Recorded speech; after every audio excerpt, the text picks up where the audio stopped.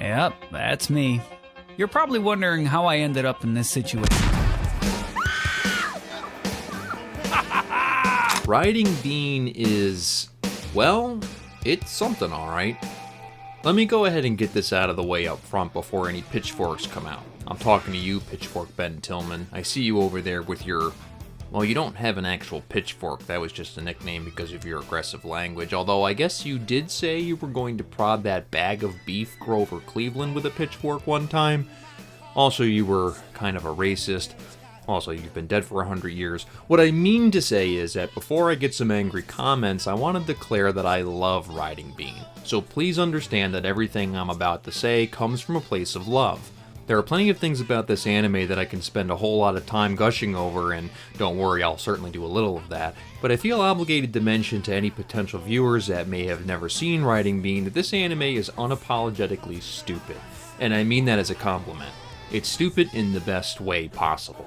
I mean, this guy's name is fucking Bean Bandit. How dumb is that? I love it, but I'm getting ahead of myself. Riding Bean, at least the version I'm talking about in this video, is an OVA from 1989, and technically a manga that had a short run from September 1998 through February of 1989. It was written and created by Kenichi Sanada, who you probably know as the creator of Gunsmith Cats, among various other projects.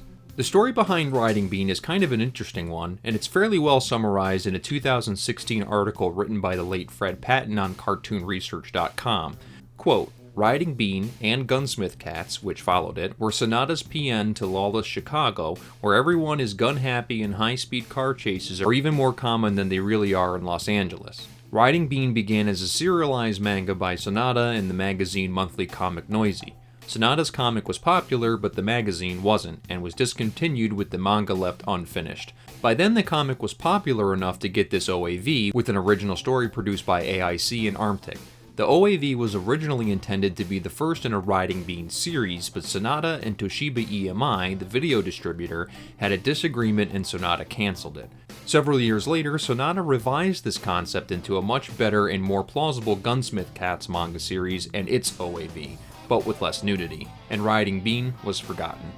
As stated in the article, both the manga and the anime outing for Riding Bean were cut short. In terms of the anime, there doesn't seem to be much in the way of concrete information on why, other than Wikipedia and a few other websites such as TV Tropes that mention this falling out between Kenichi Sanada and the video distributor Toshiba EMI. I couldn't find any direct sources that explain what the specific catalyst of this falling out was. Then again, my research was just a few casual Google searches made more out of curiosity than anything else. I'm sure the information is out there, but it really isn't important to the context of this video. Whatever the truth may be, the result was that we only received one 45-minute entry in the form of this OVA, and what a glorious 45 minutes it is. In it, we follow along with a driver for hire, the aforementioned Bean Bandit, and his partner, Rally Vincent. No, not the same Rally Vincent from Gunsmith Cats, but also kind of the same Rally Vincent from Gunsmith Cats. We'll come back to that. Bean is referred to as a courier, which is basically just a more professional way of saying he's a driver for hire. And if it's wild driving and exciting car chases you came for, then you're in luck because Riding Bean delivers on that. Unlike the later Gunsmith Cats OVA, which features the absolute road god that is the Shelby GT500 as the hero car, we'll come back to you, baby, I promise. Sanada, the car nerd that he is, goes with the more original creation here for Bean to tear up the Chicago streets in. When I first saw Driving Bean, I assumed that this thing was some sort of Ferrari I'd never heard of. As it turns out, this baby is a bit more of a unique creation. While it isn't explicitly stated in the OVA, the cars are more of a subject explored in the manga, Bean's car is custom built and a unique creation of Sanada's. A description found on Anime News Network describes it as follows. Quote, the full name of Bean's car is Buff the Roadbuster. It's built on a Porsche chassis with a Chevrolet Corvette Stingray engine block. The body is made of 5mm battleship armor plate, and the windows are a combination of bulletproof glass and LexGuard. Then again, I've also seen it referenced as a custom Ford RS200 in other places, and I can certainly see how people have come to that conclusion, and there does seem to be some inspiration taken from that body. Whatever it is officially, it's a badass little car, and it's kitted out with some impressive stuff, including an insane fantasy mod that allows the wheels to turn sideways. Oh my god, wait, this is a real thing now? Sanada, you prophetic wizard. Anyway, so Bean is the driver, and his partner Rally Vincent is the firearms expert. Yes, I know, I'll get to it. The OVA follows these two for what is, I assume, a normal day on the job for them. You know, being framed for the kidnapping of a rich conglomerate CEO's daughter via a convoluted setup perpetrated by a tall female dom and her pint-sized submissive. Don't you try to put one over on me. That involves the use of more rubber masks than Tom Cruise in the Mission Impossible movies. You know, a standard day in 1980 Chicago. The result of this setup is that Bean and Rally find themselves at odds not only with the conglomerate security team and the criminals behind the plot, but also with the police, which is really nothing new for Bean. He's built quite the reputation for himself, especially with Lieutenant Percy Baccarat.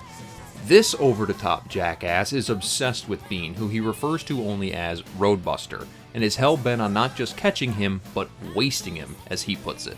To this end, Percy has purchased and restored a legendary Shelby GT500, convinced that this is the car that will finally be able to match the Roadbuster. If only it were being driven by someone that could treat it like a lady. We won't get into that too much more because it breaks my poor little heart to see how undeserving Percy is of this beautiful road machine. Better anime outings are ahead of you, my sweet GT500. Just hang in there. The plot isn't anything groundbreaking, but has enough going on to, at the very least, be somewhat interesting, which is more than enough considering it only exists as a formality allowing an excuse to see a few exciting, well-animated shootouts and car chases. As ridiculous and over-the-top as most of the aspects of these can be, like this sequence in which Bean is crushed between two cars and is no worse for wear, literally shoulder tackles a car and lifts it into the air with one hand, or being shot point-blank range in the forehead with his only injury being briefly concussed and a little cross-eyed thanks to a, check my notes here, bulletproof bandana. See? Exceedingly stupid in the best way possible. Either way, the action here is just a flat-out good time. As with anything blessed by the imagination of Sanada, Riding Bean is stuffed to the brim with details that would largely go unnoticed unless you have some knowledge of cars and guns. But if you're a fan of cars and guns, and I mean, who isn't, right? Then you've got plenty to gush over here. The design work on display here is really in-depth, even when it comes to things that have very little screen time. Is it a requirement for our enjoyment of the OVA for a specific firearm or a piece of artillery to be referred to by name and to be drawn with painstaking detail? Absolutely not. Is it awesome that they were anyway? Absolutely yes. And the music. Oh, the delicious licks of 80s guitars lathered over top of exciting car chases.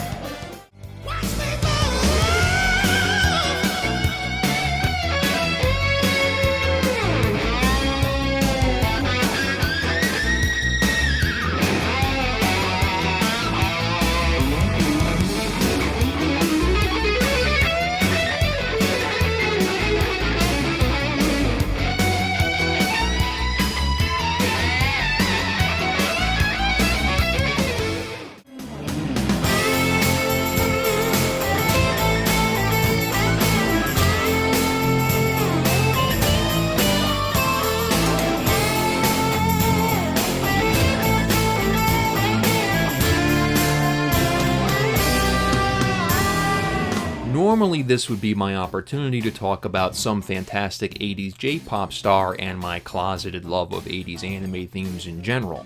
However, Sanada elected to really lean into the 1980s America theme and chose to include American-produced 80s rock songs performed in English courtesy of David Garfield and Friends. Garfield and Friends. And pay attention, there'll be a test at the end. Those friends being these folks. I have to say, even though some of the lyrics are cringy as shit, that's kind of the whole point of 80s rock. It isn't truly good unless I'm feeling a little self-conscious blasting it out of my car speakers with the windows down at a busy intersection. I won't go into too much detail regarding the musicians themselves, as I'm not familiar with any of them, but I did find it humorous that one of the writers and the vocalist on the soundtrack, Phil Perry, apparently took part in the infamous 1990 TV show disaster that was Cop Rock, as he's credited on IMDb as being a performer in one episode. As a side note, if you've never heard of Cop Rock, look it up. You will not be disappointed with the sheer level of weird that was this TV show. You see this white collar, I'm easy to spot. I'm into the powder, but I don't do a lot. It's not like I'm homeless or strung out on crack. With the taxes I pay, you should cut me some slack. As far as there's anything negative to say about Riding Bean, you can make the argument that it's over the top and stupid, although I'm already on record as saying that this is one of the reasons that I love it so much. And if you're the kind of anime fan that, for some reason, only watches English dubs, I can confidently say that the dub version is absolutely brutal. Dubs have come a long way in the last 35 years. Other than that, the worst thing about Riding Bean is that it never materialized into anything outside of this one OVA. Well, that isn't technically true. As you probably know if you're familiar with Riding Bean or Sonata, after the magazine that published the manga went out of business and after the cancellation of the anime project, Sonata later revisited the concept of Riding Bean and morphed it into what would eventually become the legendary Gunsmith Cats, with the Raleigh Vincent we see in Riding Bean serving as sort of a prototype for the Gunsmith Cats version of that character. In fact, Bean himself would also feature as a character in the Gunsmith Cats manga run from 1991 to 1997. So, while Riding Bean in and of itself was not exactly successful, and it's largely forgotten about these days, it still played an important role in the development of one of the most iconic animes of the 90s.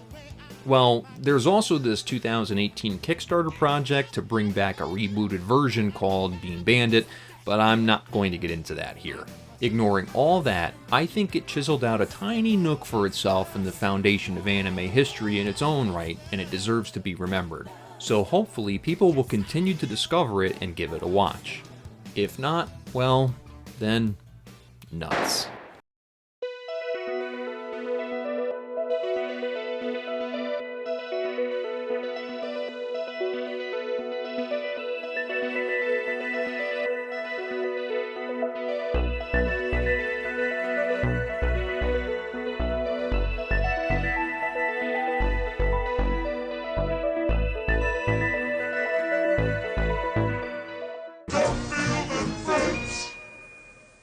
And pay attention. There'll be a test at the end.